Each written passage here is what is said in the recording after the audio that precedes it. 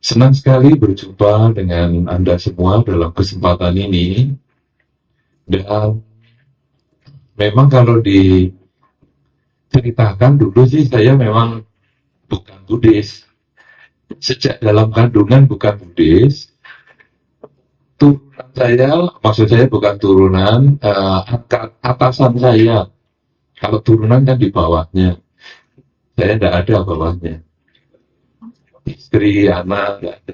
Tapi atasan saya maksudnya orang tua, kemudian saudara-saudara dari ayah, saudara-saudara dari ibu, memang tidak ada yang Buddhis.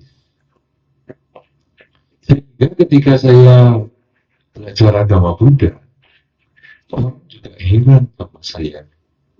Kok bisa? Padahal lingkungannya memang bukan Buddhis. Apa sebetulnya yang memotivasi seseorang belajar agama Buddha? Khususnya saya. Sebetulnya berdasar sebuah pertanyaan yang sangat umum sekali, yaitu kalau memang manusia ini ada yang mencetak, yang membuat, yang mengadakan, kenapa kok lain-lain? Kenapa ada orang yang dibuat hidupnya bahagia sekali? Kenapa ada orang yang dibuat sejak lahir terkondisi di tempat yang menderita sekali? Ada orang yang dibuat sejak kecil pandai sampai tua. Ada yang dibuat sejak kecil idiot, sampai tua tetap idiot. Ini membuat sebuah pertanyaan, kenapa bisa demikian? Tanyakan kenapa.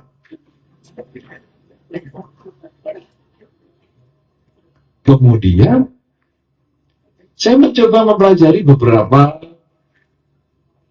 pelajaran agama yang ada di masyarakat. Jawabnya selalu rahasia. Kalau dijawab rahasia, apapun pertanyaannya buntutnya rahasia. Nah, saya ini kurang suka rahasia.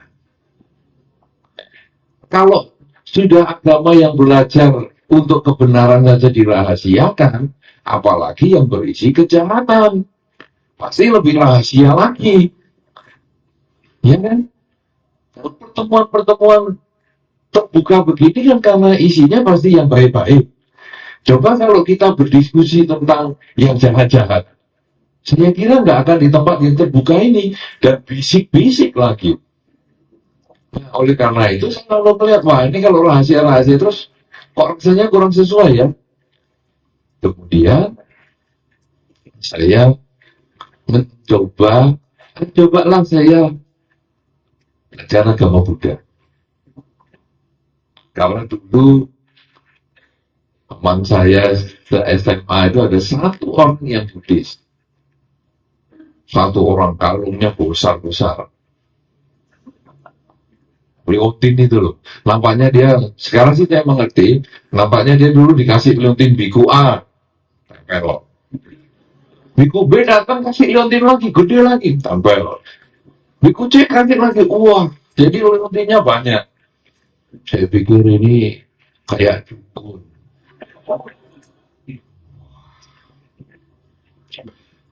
Saya waktu dia cerita macam-macam tentang agama Buddha, saya dulunya nggak begitu berminat waktu SMA itu. Tapi kemudian setelah saya masuk perguruan tinggi, jadi tahun 80 sebetulnya saya kenal agama Buddha, belum lama. Mungkin para bapak ibu jauh lebih lama daripada saya. Saya baru tahun 80. Itu saya bertanya depan di depan wihara atau kelenteng, sebetulnya di Jogja adalah di kelenteng, di depan wihara. Saya tanya kepada pandita di sana, kenapa manusia itu lain-lain? Dijawab sama pandita itu, karena kita lahir bukan sekali saja. Orang yang pandai di zaman ini, karena dulunya dia memang sudah juga membagikan kemampuan pikirannya dia punya inisiatif untuk melakukan suatu kebaikan, selalu menggunakan otaknya ini untuk kebaikan orang lain, manfaatkan untuk kebahagiaan lingkungannya, maka dia menjadi orang pandai. Kenapa jadi orang bodoh? Karena di kehidupannya yang lama dia suka cuek-cuek. Ditanya ini bagaimana begini, nggak usah dipikirin. Ini bagaimana rumah tangga kita, nggak usah dipikirin. Bagaimana kantornya, nggak usah dipikirin. Lama-lama otaknya karena nggak usah dipikirin, otaknya nggak pernah dipakai. Lahir bodoh semua. Jadi begitu ditanya bagaimana rumah tangga, nggak bisa mikir. Bagaimana pekerjaan, nggak bisa mikir. Karena memang betul-betul begitu kepala digoyang, duduk. Wah, kos dong. Kemudian saya tanya lagi, kenapa ya ada orang kok lahir kakinya nggak ada? Karena dulu dia memang suka meniadakan kakinya makhluk lain. Jangkrik, kakinya dicopoti. Nah, kalau tanam copot-copot kaki, rasain sekarang kalau nggak punya kaki bagaimana? Nah, kok ada juga kakinya yang 4. Katanya tadi kakinya 2, jadi 1. Sekarang kok juga ada kakinya 4 di perut. Saya dapat jawaban juga. Karena ada juga yang iseng. Jangkrik, nyopot 2 kaki dari jangkrik lain, di lim, di perutnya jangkrik yang lain. Memang ada beberapa orang ya begitu. Oh, kan eksperimen kan. Cecak butuh 2 bagaimana? Ambil buntut cecak yang lain, dilip dengan buntut cecak yang lain. Akhirnya, ini cecaknya butuh 2. Ya, coba rasain kalau di perut juga ada kakinya bagaimana. Oh, kemudian pertanyaan itu terus saya tanya macam-macam, ada jawabnya semua. Kemudian pertanyaan yang berikut, bagaimana membuktikan kalau ada kehidupan yang dulu? Karena kalau cuma nggak bisa dibuktikan, ya itu nanti jadinya rahasia lagi. Nah, biasanya kemudian buktinya meditasi. Orang kadang meditasi kemana? Yang dulu mana? Tidak ketemu. Nah, kemudian yang saya tanya itu mengeluarkan beberapa laporan jurnal-jurnal kesehatan dari Eropa. Dia mengatakan ini loh buktinya, dokter-dokter yang bukan Buddhis itu dia menggunakan hipnosis,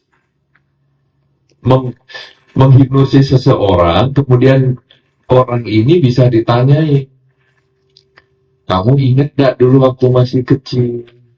Kamu ingat gak dulu waktu masih bayi? Kamu dulu ingat gak sebelum dilahirkan sekarang? Dan seterusnya. Akhirnya terbukti mereka yang dulunya misalnya menyiksa makhluk, sekarang akhirnya hidupnya juga kurang bagus. Mereka yang dulunya banyak berbuat baik, sekarang hidupnya bahagia. Nah, itu sebetulnya yang membuat saya pertama kali, ternyata agama Buddha ini bisa dibuktikan. Bukan isinya rahasia. Kalau demikian, saya ingin belajar.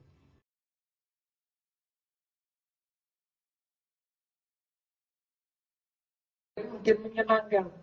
Karena ternyata di dalam Dhamma ini apa saja bisa menjadi pelajaran. Saya berangkat dari muka yang beda-beda. Kenapa? Karena saya melihat di dalam kehidupan saya, waktu sekolah, waktu apa, selalu disuruh oleh orang tua belajar, biar pinter. Semua anak disuruh belajar, yang pinter. Jadi kalau dirinya tidak pinter di kelas, itu kemudian noleh ke kanan dan noleh ke kiri. Kenapa ya kok aku nggak pinter? Ini kan terjadi perbedaan awal ketika saya masih kecil seperti itu. Dan kenapa saya belajar ngotot, belajar mati-matian, tetap nggak pinter-pinter. Teman saya yang santai-santai, baca komik, kok lebih pinter. Nah itu yang membuat dasar pertama, kenapa manusia beda. Tapi tentu banyak orang mempunyai pandangan yang berbeda tentang Dharma. Maksudnya, untuk mengenal Dharma itu tidak harus dari perbedaan. Ada satu ketika, orang yang anti-Buddhis. Dulu sebenarnya saya juga anti-Buddhis, tapi itu sudah cerita lama. Sekarang saya cerita orang lain yang anti-Buddhis. Dia datang ke wihara untuk menunjukkan anti-Buddhisnya. Lalu dia ngomong, Bapak Biku, saya itu orang yang tidak suka agama Buddha. Ngapain? Kamu ke wihara tidak suka? Karena saya kasihan sama Bapak Biku. Saya kepingin Bapak Biku jangan jadi Biku, juga jangan jadi Buddhis. Saya kasihan, saya mau menyelamatkan. Oh, terima kasih, terima kasih. Lu ketemu orang yang niat baik, kenapa kita tidak ngomong terima kasih kan? Tidak ngomong terima kasih. Lalu saya tanya, kenapa? Kenapa kamu kok kepingin menyelamatkan saya? Karena saya melihat umat Buddha itu, ini loh, senang patung-patung berhala. Saya jawab, patung di dalam agama Buddha bukan untuk dijadikan tempat permintaan. Kalau orang bisa minta selamat kepada patung, saya yakin waktu patungnya digoyang gempa, dia bisa lompat.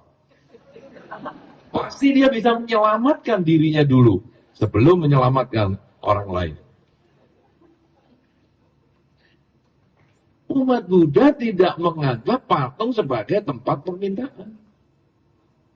Kalau patung bisa bikin kaya, saya yakin ketika orang umat Buddha sembahyang terus kaya, tidak ada umat Buddha yang kerja.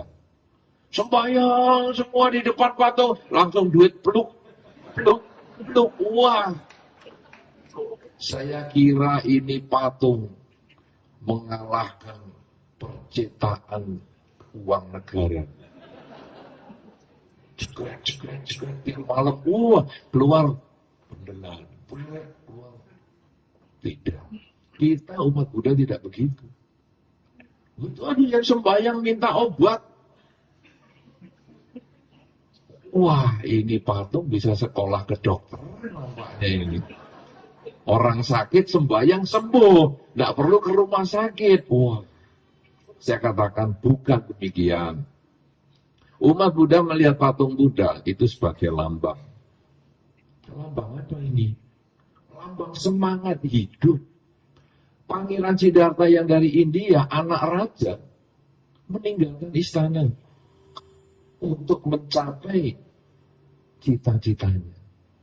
Setiap orang pasti punya cita-cita. Setiap orang pasti punya keinginan.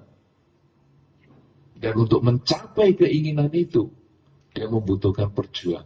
Pangeran Siddhartha meninggalkan istana, dia untuk mencapai cita-citanya butuh 6 tahun namanya. 6 tahun berusaha, 6 tahun berjuang dengan keras, dengan mati-matian. Dan akhirnya tercapai kesucian.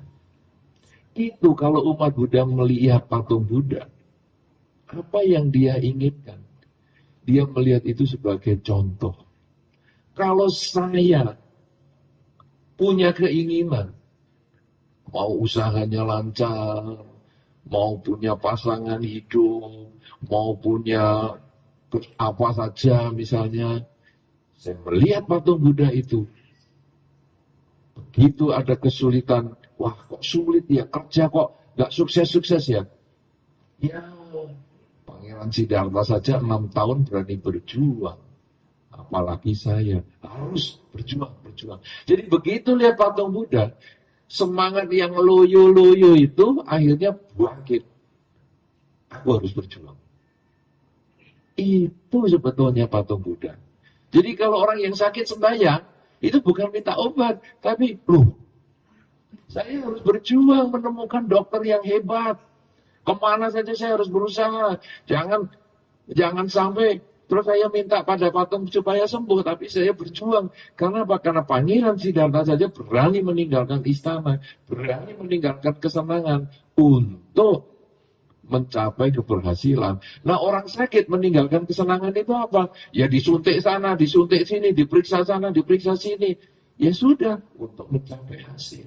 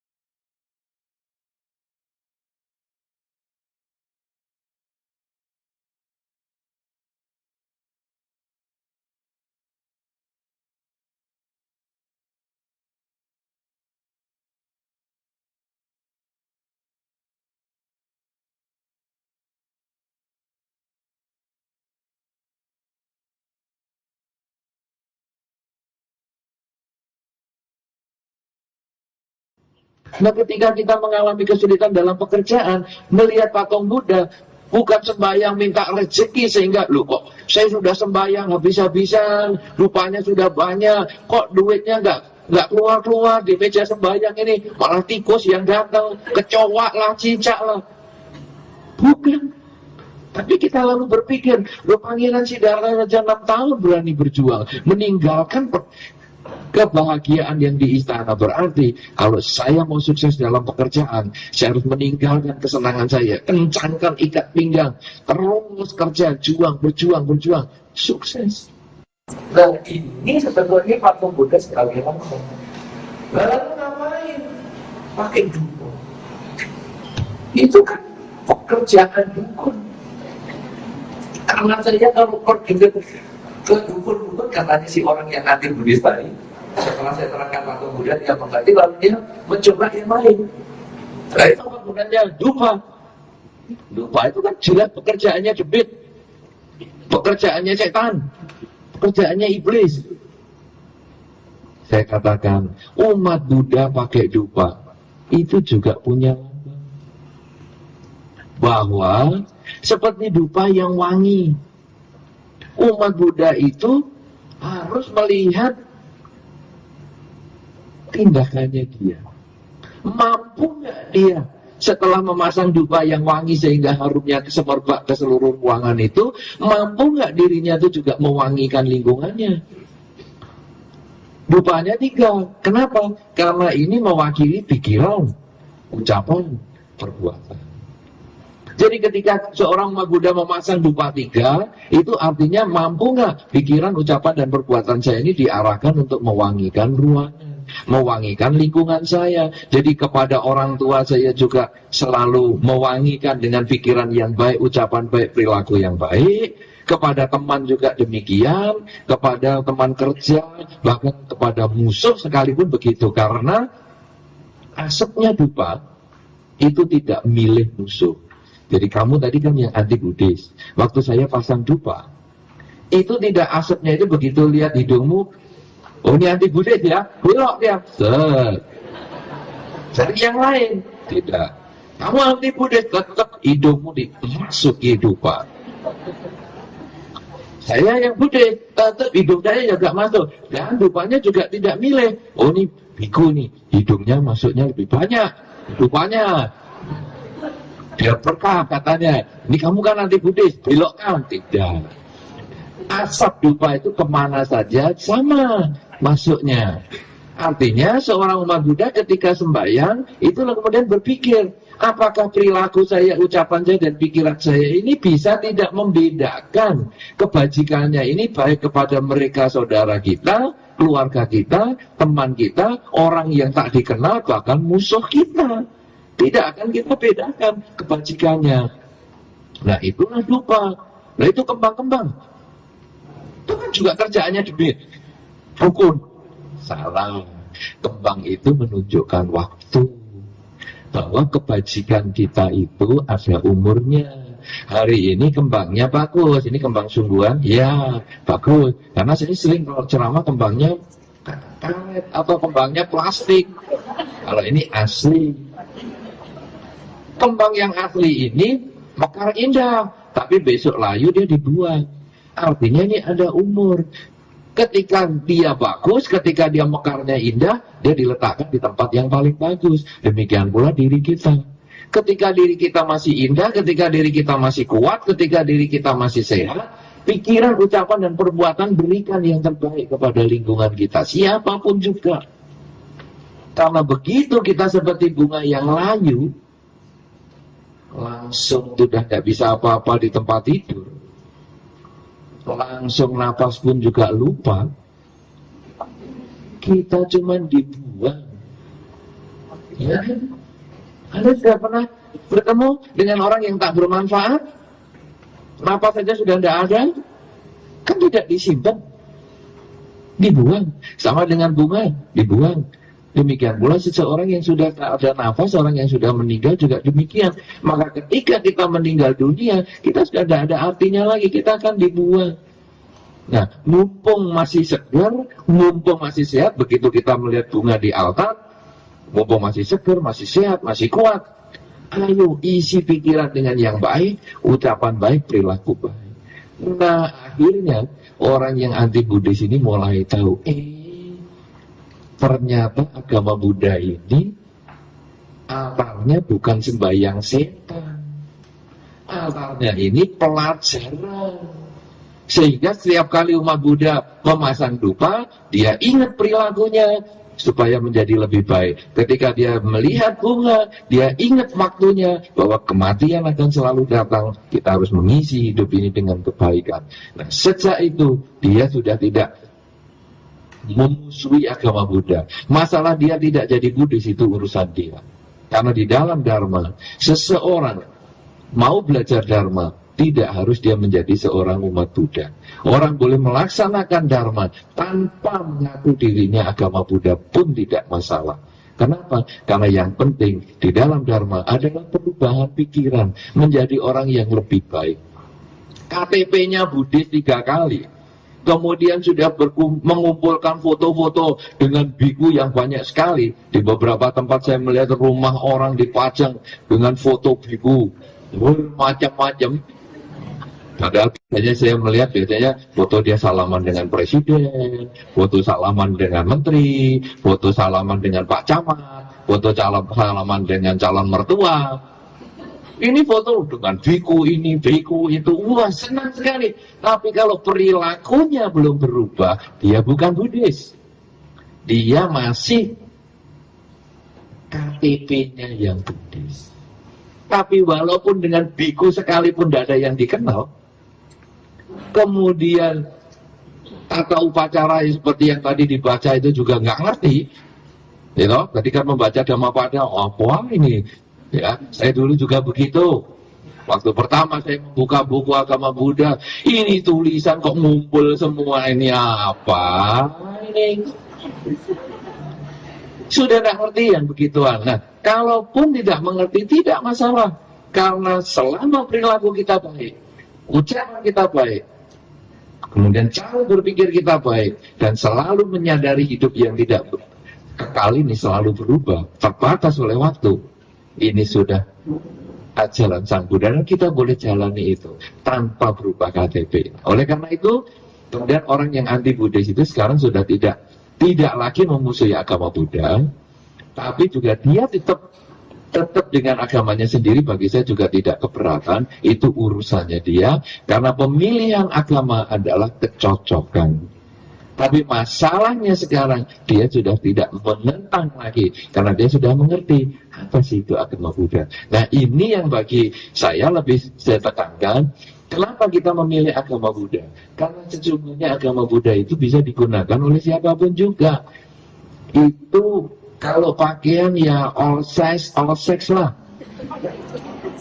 Siapa saja bisa pakai. Seperti sandalnya hotel itulah. Siapa saja bisa pakai. Mau laki mau perempuan bisa pakai. Tidak ada problem. Karena kalau agama Buddha ini ajarannya hanya berlaku untuk umat Buddha, saya malah nggak suka. Sebelum kamu bernamaskara atau bersujud di depan patung Buddha, kamu belum umat Buddha. Nanti nggak saya kasih pelajaran agama Buddha, saya malah nggak ikut. Tapi justru seninya di agama Buddha ini adalah, walaupun kita nggak ngerti patung Buddha, walaupun kita nggak ngerti upacara Dharma, tapi kalau kita mau melaksanakan dan kita bisa berubah, itu kita sebetulnya sudah Buddhis. Dan ini yang membuat bagi saya agama Buddha memang layak untuk menjadi jalan hidup kita. Begitu Pak Yani. Terima kasih. Ya, baik, terima kasih, luar biasa sekali penjelasan Bante. Tapi ya, sebelum kita lepas ke audiens, mohon maaf Bante, ini agak pribadi sedikit. Apakah ada tentangan Bante dari keluarga, terutama sampai Bante meninggalkan agama yang lain yang dulu, terus sampai sekarang menjadi biku gitu? Pasti ada kendala-kendala itu. Kalau tentangan pemilihan agama tidak ada. Karena saya dari kecil kan suka bertanya-tanya tentang agama, dan kemudian suka belajar agama di mana-mana. Jadi pindah agama itu sudah rutinitas, ya. Nah, sehingga waktu ibu saya melihat saya belajar agama Buddha, bagi dia juga itu hal yang biasa. Ya, paling 2 bulan lagi juga ditinggal. Ya. Tapi ketika saya berniat menjadi biku, itu yang problem. Karena di keluarga kami tidak ada sejarah orang yang tidak kawin. Jadi ketika ibu saya bertanya, saya ngomong, saya mau jadi biku loh. Loh, di dunia ini manusia diciptakan berpasang-pasangan. Lalu saya jawab, lah kenapa tetangga kok nggak kawin? Sampai tua jenggot kok tidak kawin? Mana pasangannya dia? Si itu kenapa sudah tua kok juga nggak kawin? Si Lala juga itu. Yang lain-lain kan saya tunjukkan. Dia nggak bisa ngomong. Nah, artinya orang lain kan juga tidak mengatakan hidup itu manusia diciptakan pasangan-pasangan. Karena perkawinan itu adalah pilihan, bukan keharusan. Nah, kemudian itu pertama saya sampaikan demikian. Kemudian yang kedua, dia memang keberatan. Waduh, nanti nggak bisa ketemu kalau jadi biku. Bisa. Jadi biku kan bukan hilang langsung, pindah alam. Nanti tetap bisa ketemu, tenang-tenang saja. Gitu. Nah, tapi bagaimana ini? Kamu kan nggak bisa berbakti kepada orang tua. Saya jawab, berbakti kepada orang tua itu tidak harus punya anak. Karena ada satu konsep bakti, orang itu menikah dan punya anak, kan begitu. Ya, melanjutkan keturunan dan seterusnya. Saya ngomong, kalau menikah dan punya anak kemudian jadi penjahat, kamu malah stres loh. Saya tidak menikah, tapi kan jadi orang baik. Apa kamu stres kalau saya jadi orang baik? Apa kamu senang kalau saya jadi orang jahat? Menjadi biku itu jadi orang baik, kenapa kamu tangisi? Apa saya suruh jadi penjahat biar nggak kamu tangisi? Dia diem. Nah, kemudian saya jawab lagi. Kalau punya istri dan punya anak, itu hanya membahagiakan kamu dan membahagiakan keluarga mertua. Tapi kalau menjadi biku, itu membahagiakan banyak mertua, banyak istri, banyak suami, dan lain-lain. Kenapa demikian? Karena memang jadi biku kan pelayanan sosial. Orang yang stres sama mertua ya cerita. Mertua yang stres sama menantu ya cerita. Anak yang stres sama orang tua cerita. Orang tua stres punya anak juga cerita. Dan endingnya jadi biku kan mencoba memberikan solusi. Nah saya katakan, seandainya kamu punya uang Rp1.000, bisa beli roti di satu toko ini 1. Lalu di toko sebelah itu 10, kamu mau beli roti di mana? Ya mesti beli yang 10. Nah itu dia. Kalau logis lah itu. Rp1.000 kalau cuma 1, yang sebelah ini 10 dengan kualitas yang sama loh. Bukan yang sebelah ini palsu. Kan kamu pasti beli yang 10. Nah saya sebagai biku, kalau saya kawin, itu saya seperti kamu punya uang 1.000 beli roti di satu toko. Dapat 1 aja. Untuk membahagiakan istri sendiri, anak sendiri, mertua sendiri. Tapi uang 1.000 ini modalnya ini kamu kan punya anak yang namanya saya ini, kan sekarang jadi biku. Itu bisa dapat roti banyak. Artinya membahagiakan lebih banyak keluarga. Kamu milih mana? Nah, kalau kakak saya yang menikah membahagiakan kamu di dalam ke dunia ini.